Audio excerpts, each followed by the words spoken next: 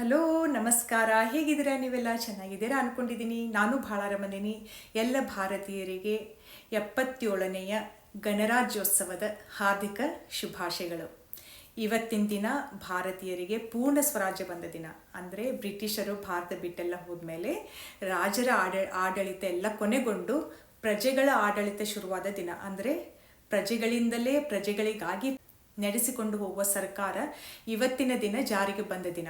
So ಹೀಗಾಗಿ ನಾವು ಭಾರತೀಯರೆಲ್ಲ ಇವತ್ತಿನ ದಿನವನ್ನು ಗಣರಾಜ್ಯೋತ್ಸವ ಅಂತ ಆಚರಣೆ ಮಾಡ್ತೀವಿ. ಇದು ಎಲ್ಲರಿಗೂ ಖುಷಿಯನ್ನು ಕೊಡೋ ವಿಷಯ. ಈ ಹಬ್ಬವನ್ನು ಭಾರತದಲ್ಲೆಲ್ಲ ನೀವು ಎಲ್ಲ ಸರ್ಕಾರಿ ಕಚೇರಿಗಳಲ್ಲಿ, ಶಾಲೆಗಳಲ್ಲಿ ಆಚರಣೆ ಮಾಡ್ತೀವಿ. ಮತ್ತು ಪಥಸಂಚಲನವನ್ನು ಕೂಡ ಮಾಡ್ತಾರೆ. ಆಸ್ಟ್ರೇಲಿಯಾದಲ್ಲಿ ಇದೇ ದಿನ ಅಂದರೆ ಜನವರಿ 26ರಂದು ನಾವು ಆಸ್ಟ್ರೇಲಿಯಾ ಡೇ ಅಂತ ಕೂಡ ಇಲ್ಲಿ ಮಾಡ್ತೀವಿ.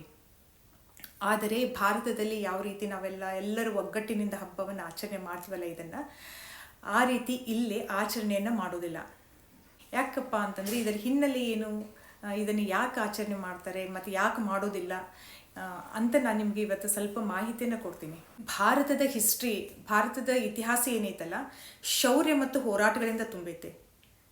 ಆದರೆ ಆಸ್ಟ್ರೇಲಿಯಾದ ಇತಿಹಾಸ ಏನೈತಲ್ಲ, ಸಾವು ನೋವುಗಳಿಂದ ತುಂಬಿಕೊಂಡೈತಿ. ಯಾವ ರೀತಿ ಬ್ರಿಟಿಷರು ಭಾರತಕ್ಕೆ ಬಂದಿದ್ದರಲ್ಲ, ಅದೇ ರೀತಿಯಾಗಿ ಬ್ರಿಟಿಷರು ಆಸ್ಟ್ರೇಲಿಯಾಕ್ಕೂ ಕೂಡ ಬಂದಿದ್ದರು. 1788ನೇ ಇಸ್ವಿ ಜನವರಿ 26ರಂದು ಆರ್ಥೂರ್ ಫಿಲಿಪ್ ಅಂತ ಒಬ್ಬ ಬ್ರಿಟಿಷ್ ನೌಕಾಪಡೆಯ ಅಧಿಕಾರಿ ತನ್ನ 11 ನೌಕೆಗಳೊಂದಿಗೆ, ಅಂದರೆ 11 ದೊಡ್ಡ ದೊಡ್ಡ ಹಡಗುಗಳೊಂದಿಗೆ ಆಸ್ಟ್ರೇಲಿಯಾಕ್ಕೆ ಬಂದು ಇಳ್ಕೊಂಡ.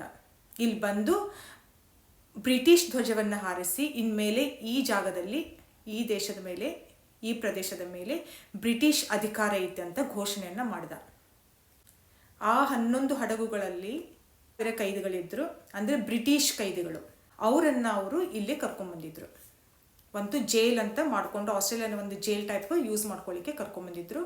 ಆಮೇಲೆ ಅದ್ರ ಜೊತೆನೇ ಅಷ್ಟೇ ಅಧಿಕಾರಿಗಳಿದ್ರು. ಅವ್ರು ನೋಡ್ಕೊಳ್ಳಿಕ್ಕೆ ಅಧಿಕಾರಿ ಬೇಕಲ್ಲ, ಅಷ್ಟೇ ಅಧಿಕಾರಿಗಳು, ಅಷ್ಟೇ ಸೈನಿಕರು ಇದ್ದರು. ಆಮೇಲೆ ಆ 11 ನೌಕೆಗಳಲ್ಲಿ ಆಹಾರ ಧಾನ್ಯಗಳನ್ನು ತಂದಿದ್ದರು, ಪ್ರಾಣಿಗಳನ್ನೆಲ್ಲ ತಂದಿದ್ದರು, ಔಷಧಿಗಳನ್ನೆಲ್ಲ ತಂದಿದ್ದರು, ಮತ್ತು ಯುದ್ಧ ಆಯುಧಗಳನ್ನು ಕೂಡ ಅವರು ತಂದಿದ್ದರು. ಆರ್ಥೂರ್ ಫಿಲಿಪ್ ಯಾವಾಗ ಇಲ್ಲಿ ಬಂದ ನಂತರ ಬ್ರಿಟಿಷ್ ಧ್ವಜವನ್ನು ನೆಟ್ಟು ಈ ಜಾಗ, ಈ ಪ್ರದೇಶ ಬ್ರಿಟಿಷರಿಗೆ ಸೇರಿದ್ದು ಅಂತ ಘೋಷಣೆಯನ್ನು ಮಾಡಿಬಿಟ್ಟ. ಘೋಷಣೆ ಮಾಡಿದ ನಂತರ ಅಲ್ಲಿದ್ದ ಜನರ, ಅಂದರೆ ಇಲ್ಲಿ ಬ್ರಿಟಿಷರು ಬರೋಕ್ಕಿಂತ ಮೊದಲು ಆಸ್ಟ್ರೇಲಿಯಾದ ಮೂಲ ನಿವಾಸಿಗಳು ಇದ್ದರು. ಅವ್ರಿಗೆ ನಾವು ಅಬೋರಿಜಿನಲ್ಸ್ ಅಂತೀವಿ, ಇಲ್ಲ ಟೋರಸ್ ಸ್ಟ್ರೇಟ್ ಐಲ್ಯಾಂಡರ್ ಅಂತ ಕರಿತೀವಿ. ಇಲ್ಲೇ ಮೂಲ ನಿವಾಸಿಗಳವರು. ಅಂದರೆ ಬ್ರಿಟಿಷರು ಇಲ್ಲಿ ಬರೋಕ್ಕಿಂತ ಮೊದಲು 1.25 ಮಿಲಿಯನ್ ಜನ ಅಬೋರಿಜಿನಲ್ಸು ಆಸ್ಟ್ರೇಲಿಯಾದ ನೆಲದ ಮೇಲೆ ಇದ್ದರು. ಇಲ್ಲೇ ವಾಸ ಮಾಡ್ತಾ ಇದ್ರು ಅವರು, ಇಲ್ಲೇ ಬದುಕ್ತಾ ಇದ್ರು ಅವರು. ಬ್ರಿಟಿಷರು ಬಂದ ನಂತರ, ಅಂದರೆ 1900 ಇಸ್ವಿಯಲ್ಲಿ 93,000 ಜನ ಅಷ್ಟೇ ಉಳ್ಕೊಂಡಿದ್ರು ಅಬೋರಿಜಿನಲ್ಸ್. ಬ್ರಿಟಿಷರು ಇಲ್ಲಿ ಬಂದ ನಂತರ ಈ ಜಾಗ ನಂದು, ಈ ಮನೆ ನಂದು, ನಮಗೆ ಈ ರೀತಿ ಮಾಡಿ ಅಂತ ತಕ್ಷಣ ಏನಾಗ್ತಾ ಇತ್ತಂದರೆ, ಅದರಲ್ಲಿ ಜಗಳಗಳೇ ಶುರು ಆಗ್ತಾ ಇತ್ತು. ಬ್ರಿಟಿಷರ ಜೋಡಿ, ಅಬೋರಿಜಿನಲ್ಸ್ ಜೋಡಿ, ಮೂಲ ನಿವಾಸಿಗಳು ಮತ್ತು ಬ್ರಿಟಿಷರು ಇಬ್ಬರು ಜಗಳಗಳೇ ಶುರು ಆಗ್ತಾ ಇತ್ತು. ಜಗಳಗಳು, ಹೋರಾಟಗಳು ಆದಮೇಲೆ ಇವ್ರ ಕಡೆ ಆಯುಧಗಳು ಇರ್ತಿದ್ದಿಲ್ಲ, ಬ್ರಿಟಿಷರ ಕಡೆ ಆಯುಧಗಳು ಇದ್ದು, ಹೀಗಾಗಿ ಕೊಲೆಗಳೆಲ್ಲ ನಡೆಸೋದು. ಮೂಲ ನಿವಾಸಿಗಳ ಮಕ್ಕಳನ್ನೆಲ್ಲ ಕಳ್ಳತನ ಮಾಡಿಕೊಂಡು ಅವರನ್ನು ಬೇರೆ ಬೇರೆ ದೇಶಕ್ಕೆ ಸಾಗಿಸಿದ್ರು. ಆಮೇಲೆ ಇಲ್ಲಿ ಜನರನ್ನು ಕೂಡ ಅವರು ಆಳುಗಳನ್ನಾಗಿ ಮಾಡಿಕೊಂಡ್ರು. ತುಂಬ ಕೆಟ್ಟದಾಗಿ ಆ ಟೈಮ್ನಲ್ಲಿ ನಡೆಸ್ಕೊಂಡ್ರು. ಇಲ್ಲಿ ಜನರಲ್ಲಿ ಏನಾಗ್ತಿತ್ತು, ಬಡತನ ಹೆಚ್ಚಾಯಿತು. ಆಮೇಲೆ ತೊಂದರೆಗಳು ಇಲ್ಲಿ ಜನರಿಗೆ ಹೆಚ್ಚಾಗ್ಬಿಡ್ತು. ಅಲ್ಲಿಂದ ಬಂದ ಕೈದಿಗಳನ್ನು ಏನು ಮಾಡ್ತಾಯಿದ್ರು ಬ್ರಿಟಿಷರು ಅಂದರೆ, ಇಲ್ಲಿ ಅವರಿಗೆ ಕೆಲಸ ಕೊಟ್ಟು, ಇಲ್ಲಿ ರೋಡ್ ಮಾಡಲಿಕ್ಕೆ, ಬಿಲ್ಡಿಂಗ್ ಎಲ್ಲ ಕಟ್ಟಲಿಕ್ಕೆ ಕೈದಿಗಳನ್ನು ಉಪಯೋಗ ಮಾಡಿಕೊಂಡು ಬ್ರಿಟಿಷರು. ಆಮೇಲೆ ಅವ್ರದ್ದು 3 ವರ್ಷ, 6 ವರ್ಷ, 10 ವರ್ಷ ಅವರ ಶಿಕ್ಷೆ ಮುಗಿದ ನಂತರ ಅವರಿಗೆ ಇಲ್ಲೇ ಜಾಗ ಕೊಟ್ಟು, ಇಲ್ಲೇ ಮನೆ ಕೊಟ್ಟು, ಅವರಿಗೆ ಒಂದು ಉದ್ಯೋಗವನ್ನು ಅವರು ಹಚ್ಕೊಟ್ರು.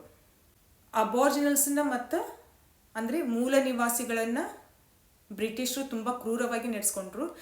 ಆಸ್ಟ್ರೇಲಿಯಾವನ್ನು ಕೂಡ ತಮ್ಮ ಅಂಡರ್ದಲ್ಲಿ ತೊಗೊಂಡ್ಬಿಟ್ರು ಬ್ರಿಟಿಷರು. ಹೌದಾ? ಹೀಗಾಗಿ ಏನಾಯಿತು ಅಂದರೆ, ಆಸ್ಟ್ರೇಲಿಯನ್ಸ್ಗೆ, ಅಂದರೆ ಮೂಲ ನಿವಾಸಿಗಳಿಗೆ ಈ ದಿನವನ್ನು ಆಸ್ಟ್ರೇಲಿಯಾ ಡೇ ಮಾಡಲಿಕ್ಕೆ ಅವರಿಗೆ ಮನಸ್ಸಿಲ್ಲ.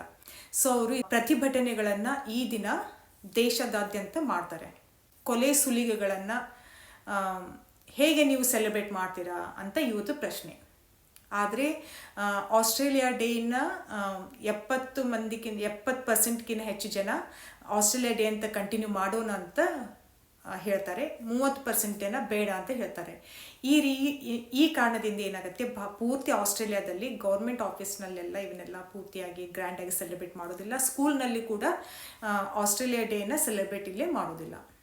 ಜನವರಿ 26 ಇನ್ವೇಷನ್ ಡೇ ಇಲ್ಲ ಸರ್ವೈವಲ್ ಡೇ ಅಂತ ಕರೀರಿ ಅಂತ ನಮ್ಮ ಆಸ್ಟ್ರೇಲಿಯಾದ ಮೂಲ ನಿವಾಸಿಗಳ ಒಂದು ಬೇಡಿಕೆ.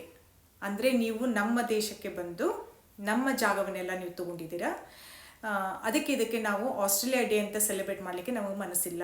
ನಾವು ನಿಮ್ಮ ಜೊತೆ ಹೋರಾಟ ಮಾಡಿ ನಾವು ಇನ್ನೂ ಬದುಕಿದ್ದೀವಿ, ನಾವು ಇನ್ನೂ ಸರ್ವೈವ್ ಮಾಡ್ಕೊಂಡಿದ್ದೀವಿ ಅದಕ್ಕೆ ನಮಗೆ ಸರ್ವೈವಲ್ ಡೇ ಅಂತನ ಕರೀರಿ. ಇಲ್ಲ ನೀವು ಬಂದು ಇದ್ರ ಮೇಲೆ ಹಕ್ಕು ಚಲಾಯಿಸ್ತಾ ಇದ್ದೀರಾ, ನಿಮ್ಮ ಬಲ ಪ್ರಯೋಗದಿಂದ ನಮ್ಮನ್ನೆಲ್ಲ ನೀವು ನಿಮ್ಮ ಸುಲಿಗಳನ್ನೆಲ್ಲ ಮಾಡಿದ್ದೀರಾ ನೀವು, ಅದಕ್ಕೆ ನೀವು ಇದಕ್ಕೆ ಇನ್ವೇಷನ್ ಡೇ ಅಂತ ಕರೀರಿ, ಇಲ್ಲ ಸರ್ವೈವಲ್ ಡೇ ಅಂತ ಕರೀರಿ ಅಂತ ಇಲ್ಲಿ ಮೂಲ ನಿವಾಸಿಗಳ ಒಂದು ಬೇಡಿಕೆ ಆಗೈತೆ. ಹೀಗಾಗಿ ಇಲ್ಲಿ ಪ್ರತಿಭಟನೆಗಳು ಪ್ರತಿ ವರ್ಷ ನಡೀತಾ ಇರ್ತವೆ. ಇನ್ನು ಆಸ್ಟ್ರೇಲಿಯಾ ಡೇ ಸೆಲೆಬ್ರೇಟ್ ಮಾಡೋರೆಲ್ಲ ಏನು ಮಾಡ್ತಾರೆ ಅಂದರೆ, ದೊಡ್ಡ ದೊಡ್ಡ ಗ್ಯಾದರಿಂಗ್ ಎಲ್ಲ ಮಾಡಿಕೊಂಡು ಫೈರ್ ವರ್ಕ್ಸ್ ಎಲ್ಲ ಮಾಡಿ ಸೆಲೆಬ್ರೇಟ್ ಎಲ್ಲ ಮಾಡ್ತಾರೆ. ಸೊ 70% ಜನ ಆಸ್ಟ್ರೇಲಿಯಾ ಡೇನ ಕಂಟಿನ್ಯೂ ಮಾಡೋಣ ಅಂತ ಹೇಳ್ತಾರೆ, 30% ಜನ ಬೇಡ ಅಂತ ಹೇಳ್ತಾರೆ. ಬೇರೆ ಡೇಟನ್ನು ಮಾಡೋಣ, ಈ ದಿನ ಬೇಡ. ನಮ್ಮ ದೇಶದ ಹಿಸ್ಟ್ರಿಯಲ್ಲಿ ಈ ಕೊಲೆ ಸುಲಿಗೆಗಳನ್ನು ನಾವು ಪ್ರೋತ್ಸಾಹ ಕೊಡೋದಿಲ್ಲ, ಈ ದಿನವನ್ನು ನಾವು ಆಸ್ಟ್ರೇಲಿಯಾ ಡೇ ಅಂತ ಮಾಡಲಿಕ್ಕೆ ನಮಗೆ ಮನಸ್ಸಿಲ್ಲ ಅಂತ ಇವ್ರು ಹೇಳ್ತಾರೆ. ಇನ್ನು ಸರ್ಕಾರ ಎಲ್ಲರೂ ಒಗ್ಗಟ್ಟಿನಿಂದ ಇರಲಿಕ್ಕೆ ಏನು ಕ್ರಮವನ್ನು ತೆಗೆದುಕೊಳ್ಳುತ್ತೆ ಅಂತ ನೋಡಿ ವಿಚಾರ ಮಾಡಬೇಕು, ನೋಡಬೇಕು. ಆಸ್ಟ್ರೇಲಿಯಾ ಭಾಳ ಸೇಫೆಸ್ಟ್ ಕಂಟ್ರಿ ಇದೆ. ನಾವೆಲ್ಲ ಪ್ರೌಡ್ ಇದ್ದೀವಿ ನಾವು ಆಸ್ಟ್ರೇಲಿಯನ್ಸ್ ಅಂತ.